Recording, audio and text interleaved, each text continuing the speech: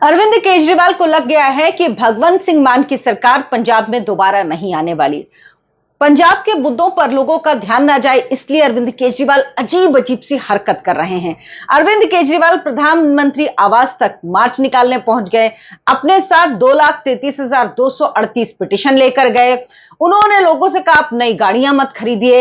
वो कह रहे हैं कि प्रधानमंत्री नरेंद्र मोदी डोनाल्ड ट्रंप जो अमेरिका के राष्ट्रपति हैं, उनके दबाव में एथेनॉल का आयात कर रहे हैं, जिससे किसानों को नुकसान हो रहा है और गाड़ियों को भी नुकसान हो रहा है। ये सब कितना बड़ा झूठ है, ये तथ्यों के साथ आपको इस वीडियो में बताऊंगी। और किस तरह से अरविंद केजरीवाल E20 पेट्रोल का विरोध करके पंजाब के किसानों को नुकसान पहुंचा रहे हैं, किस तरह से कोर्ट ने उनको फटकार लगाई है और कहा है कि विज्ञापन बंद कीजिए। जैसे दिल्ली के मामले में जब RRTS के लिए पैसा देना था तो अरविंद केजरीवाल ने कह दिया था कि उनकी सरकार के पास दिल्ली में फंड नहीं है, तो यहां पर भी कोर्ट ने कहा था, सुप्रीम कोर्ट ने, कि भाई आप अपने विज्ञापन बंद कर दीजिए। और यही चीज पंजाब में भी हुई है। विस्तार से जानिए पूरी बात इस वीडियो में। नमस्कार, बहुत बहुत स्वागत है आपका। आप देखना शुरू कर चुके हैं आनंद भारत। आपके साथ मैं हूं डॉक्टर अर्चना सिंह। दरअसल अरविंद केजरीवाल को लग रहा है कि पंजाब में उनकी सरकार वापस नहीं आएगी, और सरकार वापस नहीं आएगी तो अरविंद केजरीवाल, जो सिर्फ आम आदमी पार्टी एक राज्य में बची है, अरविंद केजरीवाल की ऐश खत्म हो जाएगी। जो वो राज कर रहे हैं वो खत्म हो जाएगा, और उसके बाद वो क्या करेंगे, इसीलिए वो ऐसे ऐसे काम कर रहे हैं जिससे उनका झूठ और खुलकर सामने आ रहा है। वैसे वो झूठ बड़े कॉन्फिडेंस से बोलते हैं अरविंद केजरीवाल। पंजाब में सरकारी कर्मचारियों और जो पेंशन पाने वाले लोग हैं, उनको DA देने से मना कर दिया अरविंद केजरीवाल ने। हाईकोर्ट मामला गया हुआ था। हाईकोर्ट में क्या कहा कि खजाना खाली है, पैसा नहीं है, राज्य की आर्थिक स्थिति खराब है और सरकार के पास फंड की भारी कमी है, इसीलिए हम जो DA है, जो महंगाई भत्ता है, ये हम कर्मचारियों को और पेंशन भोगियों को नहीं दे सकते। तो उसके बाद पंजाब हरियाणा हाईकोर्ट ने क्या कहा कि 31 अगस्त तक का समय है आपके पास, यही 2026, सारा बकाया चुकाएं, नहीं तो 6% का ब्याज आप पर लगेगा। उस दर से आपको बकाया कर्मचारियों का चुकाना होगा। और जब तक कर्मचारियों का DA क्लियर नहीं हो जाता, तब तक सरकार प्रिंट मीडिया, सोशल मीडिया पर कोई एडवर्टीजमेंट कैंपेन नहीं चला सकती है। सोचिए, ये सरकार विज्ञापनों में इतना खर्च करती है। दिल्ली का ही एक मामला था जिसमें यह था कि पराली, एक सॉल्यूशन बनाने की बात थी कि पराली उसमें डालने से वो घुल जाती है। उसका वो शायद थी 5-10 लाख रुपए की, और उसमें करोड़ों का ऐड उस पर किया गया था और उसका कोई फायदा नहीं था। तो इतने झूठे लोग हैं ये। खैर, पंजाब विधानसभा में इन्होंने क्या किया, जो केंद्र सरकार की अनिवार्य राष्ट्रव्यापी नीति है, E20 पेट्रोल नीति, उसका विरोध करने के लिए एक प्रस्ताव सर्वसम्मति से पारित कर दिया। इसका कोई मतलब नहीं, लेकिन इन्होंने कर दिया।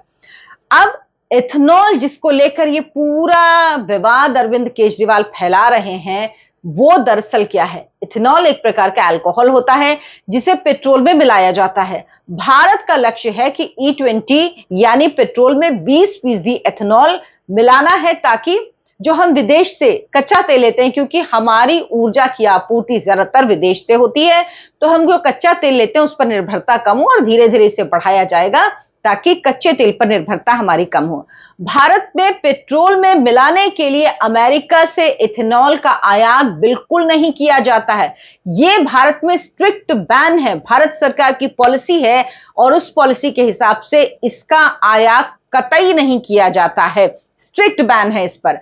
पेट्रोल पंप पर जो E20 पेट्रोल मिलता है, उसमें जो इथेनॉल मिला होता है, जो 20%, वो केवल घरेलू स्तर पर, यानी भारत में जो हमारे किसान निर्माण करते हैं, निर्मित होता है, उसी इथेनॉल का उपयोग किया जाता है। 1% भी इथेनॉल आयात नहीं किया जाता।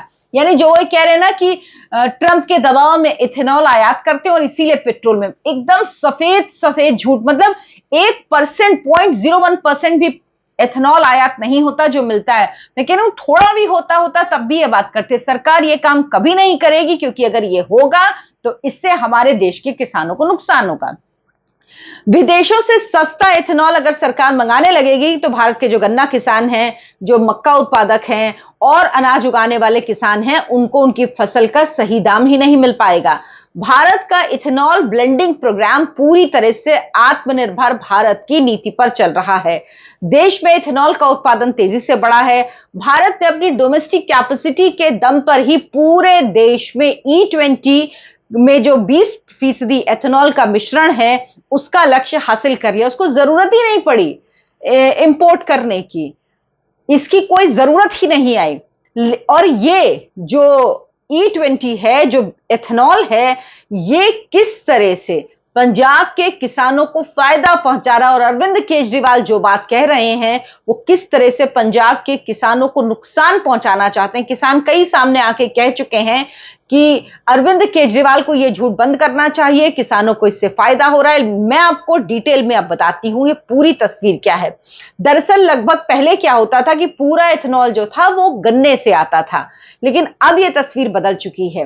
अब इथेनॉल बनता है कई चीजों से, गन्ने के रस से बनता है, बी हैवी मोलेसिस, सी हैवी मोलेसिस। ये क्या होता है, गन्ने से जब चीनी बनती है तो उसी प्रक्रिया में गाढ़ा तरल पदार्थ निकलता है, इसे मोलेसिस यानी शीरा कहते हैं। ये 3 कैटेगरी का होता है, ए बी सी।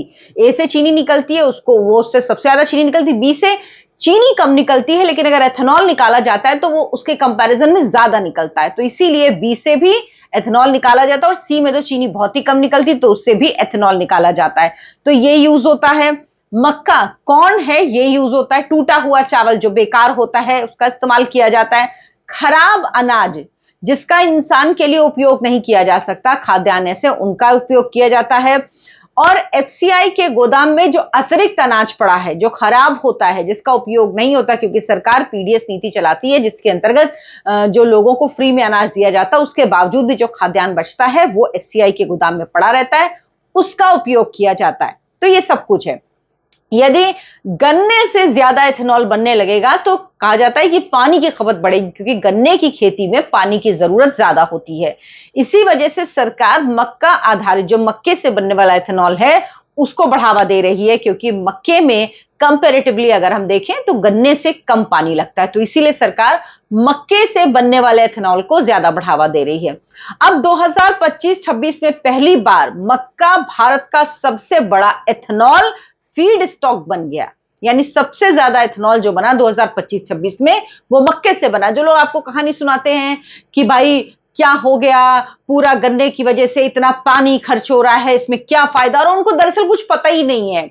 इतना नुकसान हो रहा है, इतना पानी खर्च हो रहा है, इतने इसमें तो पेट्रोल, बकवास कर रहे हैं वो लोग, 2 कौड़ी की बकवास, उनको कोई फैक्ट्स की जानकारी नहीं है। दरअसल आज लगभग 2/3 एथेनॉल जो बन रहा है उसमें सबसे बड़ा हिस्सा मक्के का है, यानी जिस देश में कभी गन्ना बड़ा स्रोत होता था एथेनॉल का, वहां पर मक्का नंबर 1 बन चुका है। पंजाब मक्का उत्पादन में कई राज्यों से पीछे है, यह बात सही है, कई राज्य हैं जो उससे आगे हैं, लेकिन पंजाब में जो मक्के से एथेनॉल बनता है इसकी प्रोसेसिंग बहुत तेजी से बढ़ रही है। पंजाब में दशकों से क्या गेहूं और चावल, यही 2 फसलें उगाई जाती हैं, जिससे क्रॉप रोटेशन नहीं होता, जो होता है डाइवर्सिफिकेशन नहीं होता, और आप एक ही तरह की फसल उगाते रहते हो तो इससे नुकसान होता है खेत में, मिट्टी में। इसे हमेशा कहा जाता है कि क्रॉप डाइवर्सिफिकेशन होना चाहिए। तो अगर आप मक्का उगाते हैं तो मक्के में क्या होता है, कम पानी लगता है, चावल में, धान में बहुत पानी लगता है। एथेनॉल उद्योग खरीद लेता है, मतलब आप जैसे मक्का उगाते हैं, एथेनॉल उद्योग आपका मक्का खरीद लेता है, यानी किसानों को डायरेक्ट फायदा होता है। लगातार कच्चा माल उद्योगों को मिलता रहता है अगर किसान मक्का उगाते रहते हैं, और ये किसानों के लिए भी फायदेमंद है।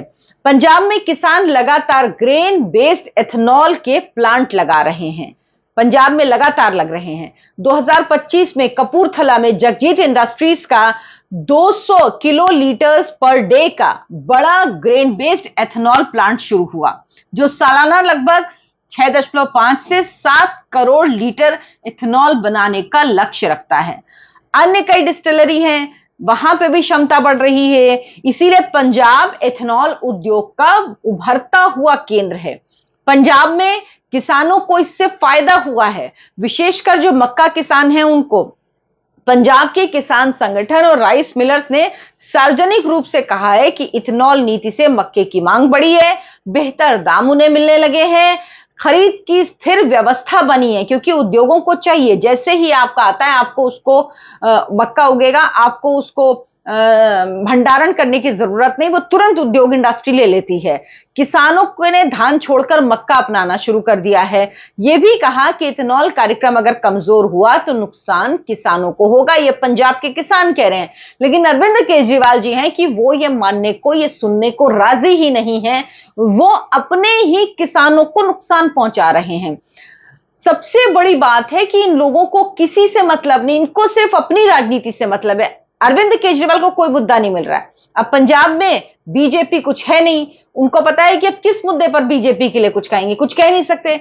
और उनको दिख रहा है कि पंजाब में जो मुकाबला है वो कांग्रेस से नहीं है, कांग्रेस में बड़ी बुरी स्थिति है। एक मैं वीडियो बनाऊंगी किस तरह से राजा वड़िंग और का विरोध होता है जगह जगह, जब भी कोई सभा होती है। राजा वड़िंग ने तो अब कह दिया है कि ठीक है, मैं ये भगवंत सिंह मान के सामने चुनाव लड़ूंगा, अगर राहुल गांधी और मल्लिकार्जुन खड़गे चाहें तो। भूपेश बघेल का विरोध हो रहा है, तो बड़े आंतरिक द्वंद्व है। और कहीं ना कहीं अरविंद केजरीवाल को लग रहा है कि इसका फायदा जो है वो बीजेपी उठा सकती है, खासतौर पर पश्चिम बंगाल के चुनाव के बाद। और यही डर अरविंद केजरीवाल को सता रहा। उनको लग रहा है किसी तरह से हम घेरें, लेकिन वो ये नहीं समझते कि भाई बाकी छोड़ दीजिए, जहां की आप बात कर रहे हैं वहां के लोग तो आपका सच जानते हैं। वहां के लोग जानते हैं कि आप किसानों पर लाठी चलवा रहे हैं, वहां के लोग जानते हैं आप सरकारी कर्मचारियों पर लाठी चला रहे हैं, वहां के लोग जानते हैं कि पेंशन भोगी जब अपनी पेंशन का डीए आपसे मांग रहे हैं तो आप उन पर लाठी चलवा रहे हैं, अप्रेंटिसशिप वाले जो लोग जाते हैं उन पर आप लाठी चलवा रहे हैं। आप कर क्या रहे हैं? वहां के लोग, वहां के किसान फायदा उठा रहे हैं। और इनको लग रहा है कि किसी तरह से हम एक मूवमेंट खड़ा कर दें।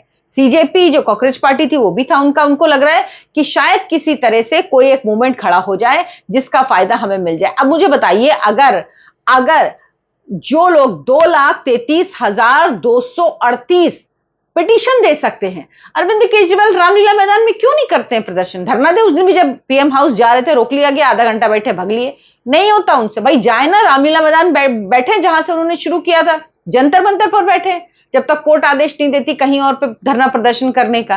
रैली कर लें एक बड़ी, मैं तो कह रही हूं चलिए, आपको लग रहा है कि इतने लोगों ने पिटीशन दी, आप छोड़ दीजिए, धरना प्रदर्शन मत करिए, एक रैली कर लीजिए, लोगों को इकट्ठा कर लीजिए रामलीला मैदान में। और ये जो 2,33,238 पिटीशन है ना, इन लोगों को बुला लीजिए। इनमें से अगर 2,000 लोग भी आ गए ना तो मैं आपको बता दूंगी, कुछ एवरेज कम हुआ है 5 से 6%, एक आध रबड़ के पार्ट्स हैं जिनको जल्दी चेंज कराना पड़ता है, ये है। लेकिन आप कंपैरेटिव देखेंगे ना, आपको पेट्रोल सस्ता पड़ रहा है। अगर अभी ये नहीं होता, इथेनॉल 20% ब्लेंडिंग नहीं होते, तो आपको पेट्रोल 135-140 रुपए पर लीटर मिल रहा होता। उस हिसाब से आप देखेंगे तो आप बहुत फायदे में हैं। तो हमेशा ये प्रोपोर्शनेट देखा जाता है, ऐसा थोड़ी कि ऐसा ही चलता रहे। और जो इंसान ये कह रहा हो कि आप गाड़ियां मत खरीदिए, मोदी दबाव में इथेनॉल ले रहे हैं, भैया ले ही नहीं रहे हैं। गाड़ियां लोग खरीदने में परसेंटेज बढ़ गया है। तो अरविंद केजरीवाल जैसे लोग केवल झूठ फैलाते हैं, धोखेबाज हैं, ऐसे लोगों से बच के रहिए। और पंजाब के लोगों से खासतौर पर मेरी अपील है, जब चुनाव आए तो सोच समझ के वोट कीजिएगा, क्योंकि ड्रग्स की समस्या भी जिस तरह से पंजाब में बढ़ रही वो बड़ी चिंता की बात है। क्योंकि हमारे बच्चे, हमारी आने वाली पीढ़ी ही इस देश का भविष्य है। और अगर उस भविष्य को ही नशे के गर्त में धकेला जा रहा, और जिस भगवंत सिंह मान ने, जिस अरविंद केजरीवाल ने वादा किया था कि हम 6 महीने 8 महीने 1 साल में खत्म कर देंगे नशे का कारोबार, वो वहां धड़ल्ले से चल रहा है। तो आप लोगों को जरूर सोचना होगा, वोट देते समय जरूर सोचिएगा। आप क्या सोचते हैं इस पर मुझे कमेंट करके जरूर बताएं। वीडियो को लाइक करें, शेयर करें, मेरे चैनल आयन भारत को सब्सक्राइब जरूर कर लें। धन्यवाद, नमस्कार।